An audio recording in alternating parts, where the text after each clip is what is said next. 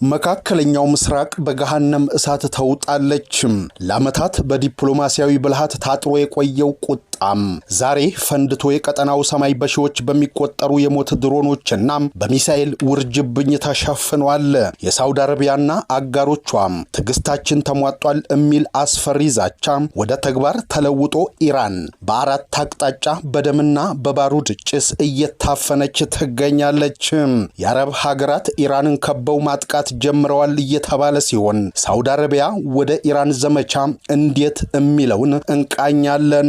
ይህ በእንዲህ እንዳለ የዓለም የኃይል ማዕከል የሆነችው ኳታር ግዙፍ የጋዝ ማጠራቀሚያዎቿም ወደ አመድነት ተለውጠውባታል። የኩዌት የነዳጅ ማከማቻም በእሳት ተቃጥለው ሲጋዩ ምድር የሰቆቃ ድምፅ የምታሰማም የሲኦል ደጅ መስላለች።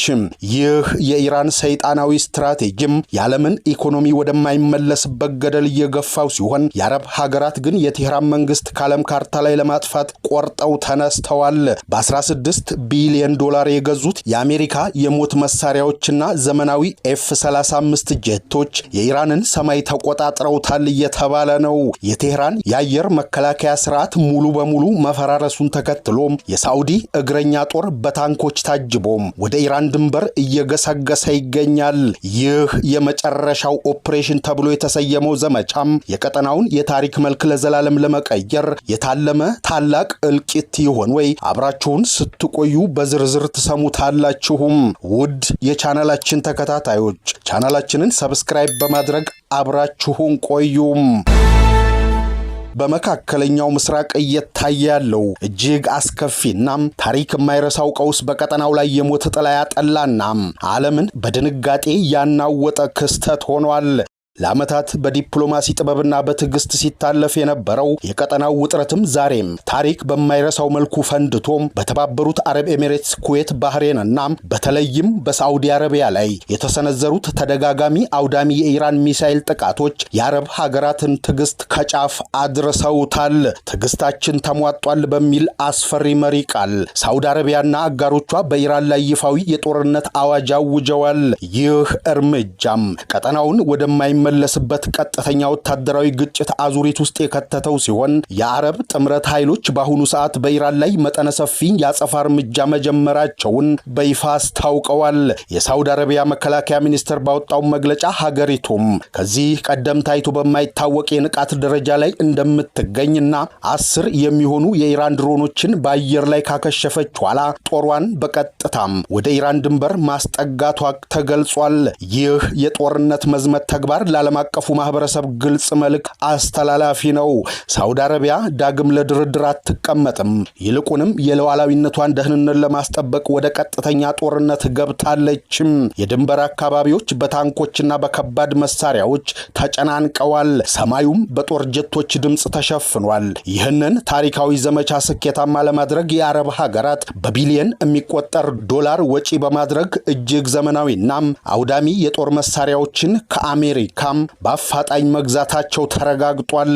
በ16 ቢሊዮን ዶላር ግምት የተገዙት እነዚህ የጦር መሳሪያዎች በዓለም ላይ ተወዳዳሪ የሌላቸውን የአየር መከላከያ ስርዓቶች፣ እጅግ የረቀቁ ተዋጊ ጀቶችንና የኢራን ስትራቴጂካዊ ቦታዎችን አመድ ማድረግ የሚችሉ የረጅም ርቀት የሚሳኤል ስርዓቶችን ያካተቱ ናቸው እየተባለ ሲሆን እነዚህ የሞት መሳሪያዎች በአሁኑ ሰዓትም ወደ ግንባር እየተንቀሳቀሱ መሆናቸው የኢራንን መንግስት ከፍተኛ ድንጋጤ ውስጥ ከቶታል። የአረብ ሀገራት ይህንን ግዙፍ ወታደራዊ ዝግጅት ለማድረግ የተገደዱትም ኢራን የቀጠናውን የኢኮኖሚ ጀርባ አጥንት የሆኑትን የነዳጅና የጋዝ ማጣሪያ ተቋማት ላይ ያደረሰች ያለው ሰይጣናዊ ውድመት ለመግታት ነው ይላሉ። የኢራን ድርጊት የኃይል መሰረተ ልማቶችን ብቻም ሳይሆን የሀገሪቱን ህልውናም ጭምር ኢላማ ያደረገ በመሆኑ ምላሹ በዛው ልክ ከባድና አውዳሚ እንደሚሆን ይጠበቃል። በአሁኑ ሰዓት የጥምረቱ ጦር በኢራን ስትራቴጂካዊ የባህርና የየብስ ድሮኖች ላይ ሰፍሮ የጥቃት ትዕዛዝ እየተጠባበቀ ሲገኝ የአረብ ሀገራት በድንበር በኩል ጦራቸውን አጠናክረዋል። በዚህ አስደንጋጭ ሰዓትም እስራኤልና አሜሪካ በኢራን ላይ እጅግ ከባድ የተባለ የአየር ድብደባ ጀምረዋል። በዋና ከተማዋ ቴህራን የተሰሙት ታላላቅ ፍንዳታዎች ምድርን ሲያናውጡ የመንግስት መሰረተ ልማቶች፣ የሚሳኤል ማምረቻ ማዕከላትና የኒውክሌር ማበልጸጊያ ተቋማት ወደ ፍርስራሽነት እየተቀየሩ ነው። የኔታንያሁ መንግስት ኢራን ዳግመኛ ራሷን መከላከል ወደማትችልበት ደረጃ እናወርዳታለን በማለት የጥቃቱን ግብ ግልጽ አድርጓል። አሜሪካም በበኩሏ የባህር ኃይል አቅሟን በመጠቀም በሆርሙዝ ወሽመጥ ላይ ግዙፍ የጦር መርከቦቿን አሰማርታለች የተባለ ሲሆን እነዚህ መርከቦችም የዓለምን የንግድ መስመር ከማስጠበቅ ባለፈ በኢራን ላይ ለሚሰነዘሩት ጥቃቶች እንደ ጋሻ በመሆን እያገለገሉ ይገኛሉ። የቢቢሲ ዘገባዎች እንደሚያመላክቱት የኢራን የአየር መከላከያ ስርዓት በአሁኑ ወቅት ሙሉ በሙሉ በሚባል ደረጃም ከጥቅም ውጭ ሆኗል። ቴህራን በጭስና በእሳት ተውጣለች። ያገዛዙ ባለስልጣናትም መሸሸጊያ ፍለጋ ላይ መሆናቸው ተሰምቷል። በዚህ አስከፊ ጦርነት ውስጥም እጅግ አሳዛኝ ተጎጂ የሆነችው ኳታር መሆኗን በግልጽ ታይቷል። በዓለም አቀፍ ደረጃ በጋዝ ምርቷ የምትታወቀው ይህች ሀገር በኢራን በተሰነዘሩ ተከታታይ ጥቃቶች ምክንያትም ግዙፍ የጋዝ ማጣሪያዎቿ ወደ አመድነት ተለውጠዋል። የዓመታት ድካምና የቢሊዮን ዶላር ሀብት በአንድ ጀንበር መውደሙ ኳታር በዘርፉ የነበራትን የዓለም አንደኛነት ደረጃ አደጋ ላይ ጥሎባታል። ይህ ሁኔታም በዓለም አቀፍ ገበያ ላይ የጋዝ ዋጋ በከፍተኛ ሁኔታ እንዲንር አድርጓል። ከኳታር በተጨማሪ በኩዌት የሚገኘው ግዙፉም የሚናል አህመዲ የነዳጅ ማጣሪያ መመታቱና መዘጋቱም ለቀጠናው ብቻ ሳይሆን ለዓለም አቀፍ የኃይል ዋስትና ትልቅ ስጋትን ፈጥሯል። የኢራን ስትራቴጂ የቀጠናው ኢኮኖሚ በማዳከም ሀገሪቱን ተንበርካኪ ማድረግ ቢሆንም ውጤቱ ግን የአረብ ሀገራትን አልፎ በአንድነት አሰልፎም ለሞት ሽረት ጦርነት እንዲነሳሱ አድርጓል። በአሁኑ ሰዓት በመካከለኛው ምስራቅ ታይቶ በማይታወቅም የጥፋትና የለውጥ መስቀለኛ መንገድ ላይ ቆሟል። የቴህራን ውድቀትም ከመቼው ጊዜ በላይ የቀረበ ሲመስል በአሁኑ ሰዓት በመካከለኛው ምስራቅ እየተካሄደ ያለው ጦርነትም ከቁጥጥር ውጭ ወደሆነ እጅግ አስፈሪ ምዕራፍ ተሸጋግሯል። የሳውዲ አረቢያና የተባበሩት አረብ ኤሚሬትስ ጥምር ጦር በኢራን ድንበሮች ላይ እያካሄዱት ያለው መጠነ ሰፊ ወታደራዊ እንቅስቃሴም ቀጠናውን ወደ ታላቅ የጦር አውድማነት ቀይሮታል። ከአሜሪካ በተገዙት ዘመናዊ ኤፍ-35 ተዋጊ ጀቶች የታጀበ የአረብ ጥምረት ኃይል በኢራን የባህር ዳርቻዎችና የጦር ሰፈሮች ላይ የማያቋርጥ የአየር ድብደባ እያካሄደ ይገኛል። ይህ ጥቃትም በተለይ የኢራንን የባህር ኃይልና የሚሳኤል ማስወንጨፊያ ጣቢያዎችን ኢላማ ያደረገ ሲሆን የሳውዲ እግረኛ ጦርም በታንኮች ታጅቦ ወደ ስልታዊ ቦታዎች መጠጋቱም የሁኔታውን አሳሳቢነት ይበልጥ አግዝፎታል።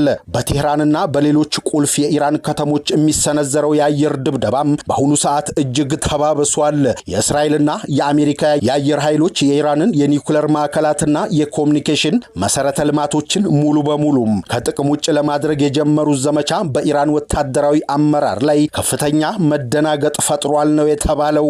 የቴህራን ሰማይ በጭስና በእሳት ተሸፍኖ የሚገኝ ሲሆን የሀገሪቱ የመከላከያ ስርዓትም ጥቃቶቹን መቋቋም ተስኖት መፈራረሱም ተነገረ።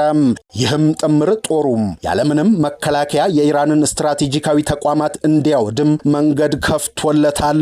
የኳታርና የኩዌት የነዳጅ ጋዝ ማጣሪያዎቹ መውደምም ያስከተለው ኢኮኖሚያዊ ቀውስ አሁን በዓለም ገበያ ላይ ከፍተኛ ድንጋጤ ፈጥሯል። ኳታር በዓለም የነበራት የጋዝ አቅራቢነት የበላይነትን ለማስመለስ በከፍተኛ ጥረት ላይ ብትሆንም የደረሰባት ውድመት ግን በቀላሉ የሚጠገን አለመሆኑም ተገልጿል።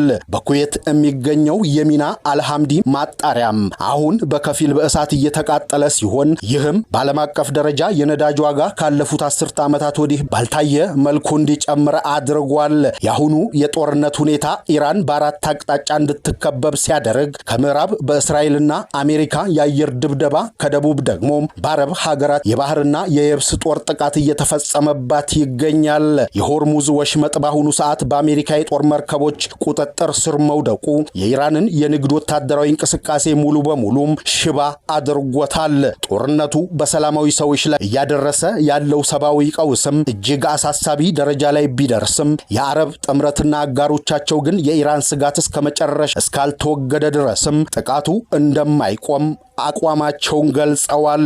በአሁኑ ሰዓት በኢራን ላይ የተካሄደ ያለው ጥቃት በተቀናጀ መልኩም ከሶስት አቅጣጫ የሚሰነዘር ሲሆን የአረብ ጥምረት ኃይሎች ከአሜሪካ ጋር ያላቸው ወታደራዊ ትብብር ወደ ተግባር ተቀይሯል። ሳውዲ አረቢያና የተባበሩት አረብ ኤሚሬቶች ለዓመታት ሲያከማቹት የነበረው ዘመናዊ መሳሪያ አሁን ላይ ኢራንን ዳግም እንዳትነሳ አድርጎ የመቅበር ዓላማ ያለው የመጨረሻው ኦፕሬሽን ስኬታማ ለማድረግ እየዋለ ይገኛል። ቴህራንና መሰረታዊ የጦር ማዕከሎቿ በአሜሪካና በእስራኤል የረቀቁ የሚሳኤል ድብደባዎች ሲጋዩም፣ በአንጻሩ የአረብ ሀገራት እግረኛ ጦርና የባህር ኃይል የኢራንን የባህር ዳርቻዎቹ ሙሉ በሙሉ ተቆጣጥረውታል። የዚህ ጦርነት አስደንጋጭ ገጽታም በኳታርና በኩዌት የደረሰው ንብረት ውድመት ነው። የዓለም የጋዝ አቅርቦት ዋስትና የሆነችው ኳታር ግዙፍ ተቋሞቿ በኢራን ድሮኖች ወደ አመድነት መለወጣቸው በዓለም አቀፍ ደረጃ የኃይል እጥረት እንዲከሰትና የዋጋ ግሽበት ጣሪያ እንዲነካም አድርጎታል።